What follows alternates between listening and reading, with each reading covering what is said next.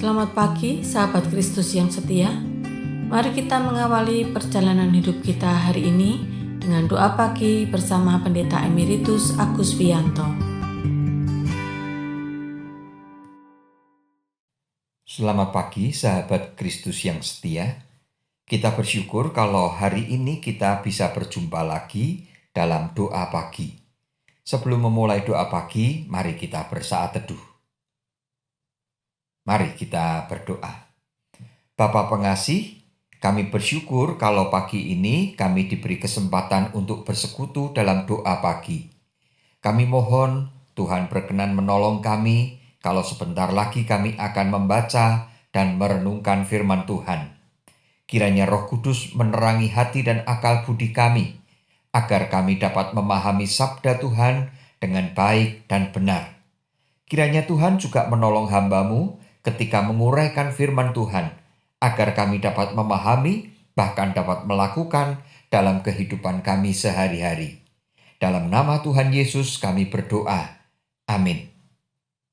Sahabat, sebelum membaca firman Tuhan, mari kita menyanyikan pujian dari Kidung Jemaat 460, Jika Jiwaku Berdoa, bersama sahabat dari GKI Gatot Subroto Purwokerto.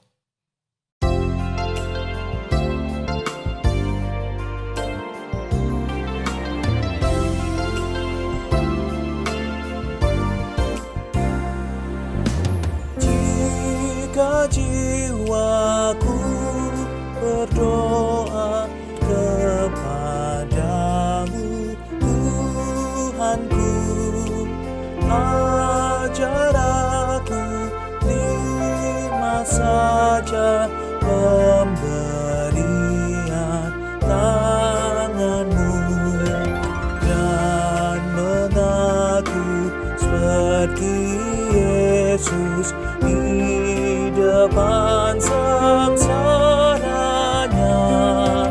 Jangan kehendakku Bapa, kehendakmu jadilah.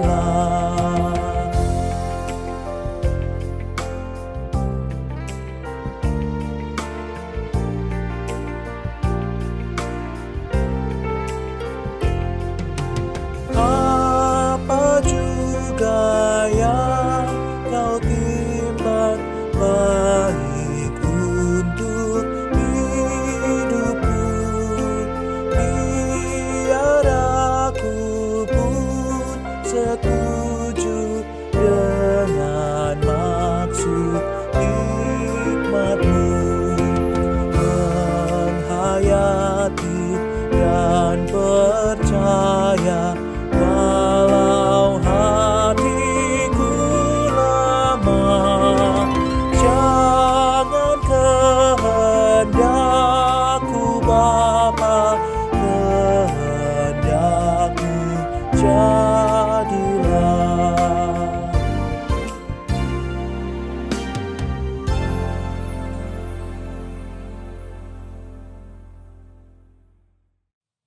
Sahabat, mari kita membaca firman Tuhan dari Yakobus 4 ayat 3. Firman Tuhan mengatakan demikian. Atau kamu berdoa juga, tetapi kamu tidak menerima apa-apa karena kamu salah berdoa. Sebab yang kamu minta itu hendak kamu habiskan untuk memuaskan hawa nafsumu. Demikianlah firman Tuhan. Berbahagialah setiap orang yang mendengarkan firman Tuhan, mempergumulkan dan melakukan dalam hidupnya setiap hari. Haleluya. Sahabat Kristus yang setia, karena sakit hati kepada temannya, Agus mendoakan orang yang menyakiti hatinya dengan kemarahan. Tuhan, semoga orang itu kecelakaan di jalan dan kakinya patah. Sahabat, apakah kita boleh mendoakan orang lain seperti itu? Saya percaya kita semua pasti sepakat bahwa kita tidak boleh mendoakan orang lain untuk niat yang jahat. Apa alasannya? Bukankah orang itu sudah menyakiti kita dan juga membenci kita? Sahabat, sebagai pengikut Tuhan Yesus, tentu kita harus mengikuti ajaran Tuhan Yesus. kita bisa memperhatikan beberapa alasan yang diajarkan Tuhan Yesus. Pertama, dalam Matius 5 ayat 44, Tuhan Yesus mengajarkan begini. Tetapi aku berkata kepadamu, kasihilah musuhmu dan berdoalah bagi mereka yang menganiaya kamu. Sahabat, Tuhan Yesus mengajarkan kepada para pengikutnya, termasuk kita semua, agar kita mengasihi musuh dan berdoa bagi mereka yang menganiaya kita. Loh, bukankah saya sudah mendoakan orang yang membenci saya agar kecelakaan dan kakinya patah? Sahabat, kalau doa seperti itu tentu bukan wujud mengasihi. Orang yang mengasihi pasti doanya adalah doa untuk kebaikan orang yang memusuhi kita. Bukan supaya orang tersebut mengalami kecelakaan dan kakinya patah. Kalau kita mendoakan seperti itu, berarti kita tidak mengikuti ajaran Tuhan Yesus.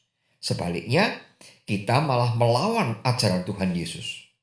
Kalau kita melawan ajaran Tuhan Yesus, tentu doa kita yang salah dan jahat itu tidak akan didengarkan oleh Tuhan.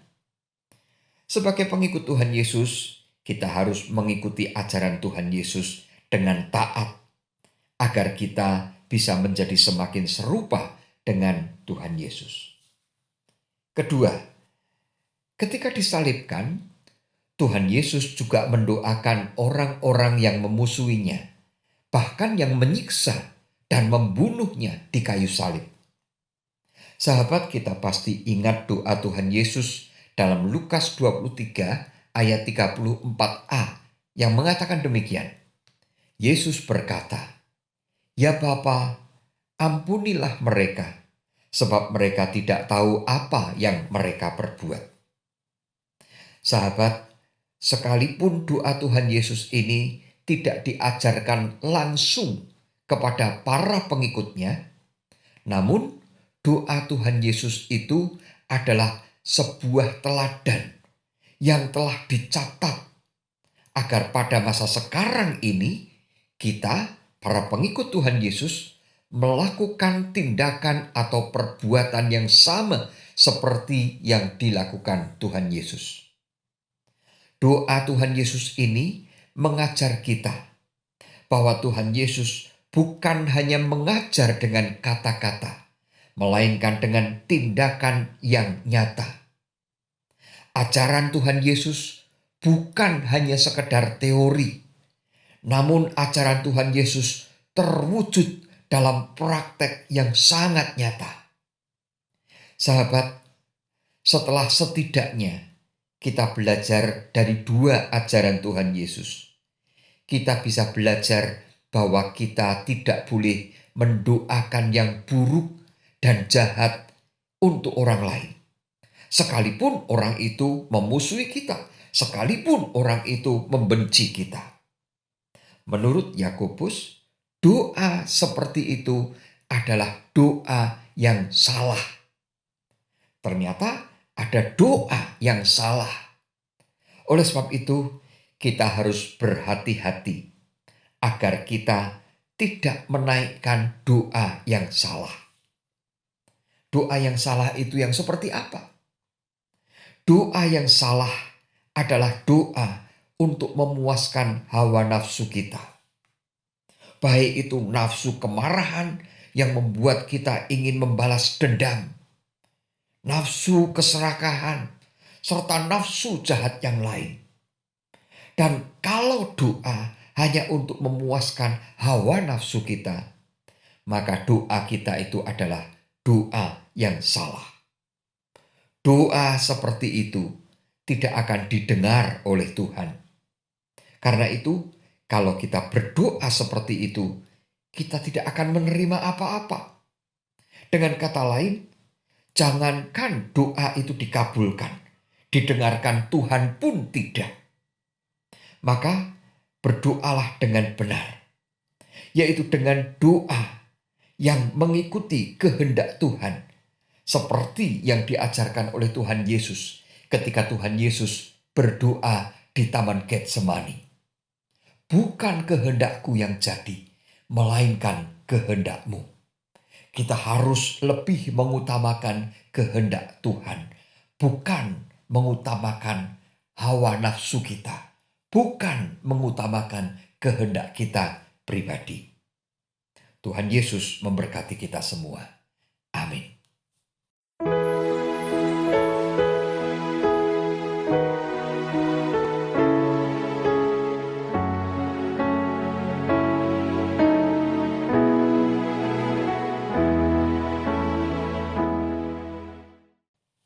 Sahabat, mari kita bersatu hati dalam doa. Bapa yang pengasih, terima kasih atas firman Tuhan yang kami renungkan pagi ini. Mampukanlah kami berdoa seturut dengan ajaran Tuhan Yesus yang lebih mengutamakan kehendak Bapa daripada kehendak kami, sehingga kami tidak berdoa untuk memuaskan hawa nafsu kami sendiri. Ya Tuhan, perkenankan kami bersyukur kepada Tuhan atas anugerah bagi bangsa kami Indonesia yang boleh merayakan hari ulang tahun ke-79.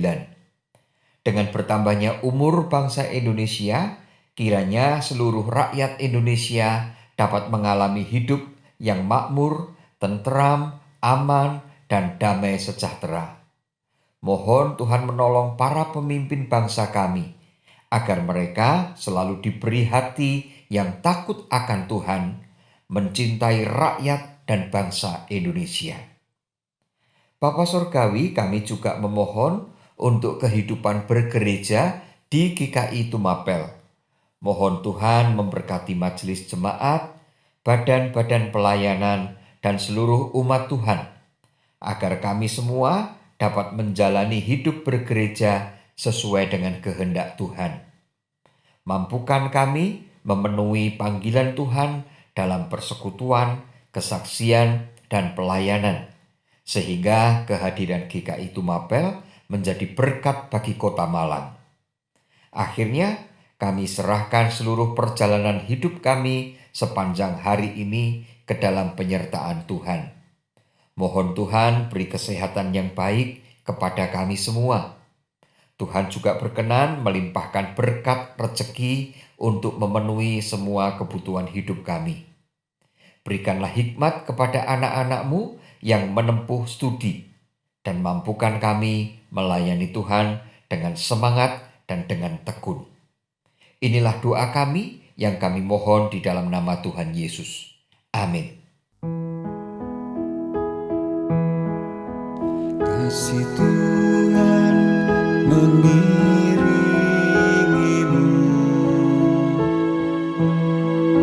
dan sayapnya melindungimu.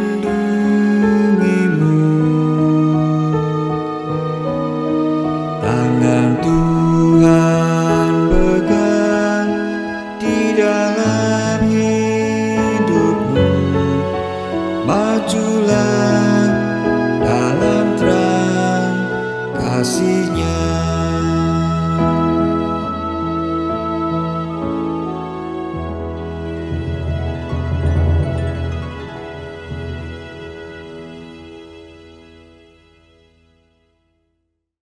Sahabat, doa pagi telah selesai. Selamat beraktivitas, selalu jaga kesehatan, dan tetap semangat berkarya. Tuhan Yesus memberkati. Amin.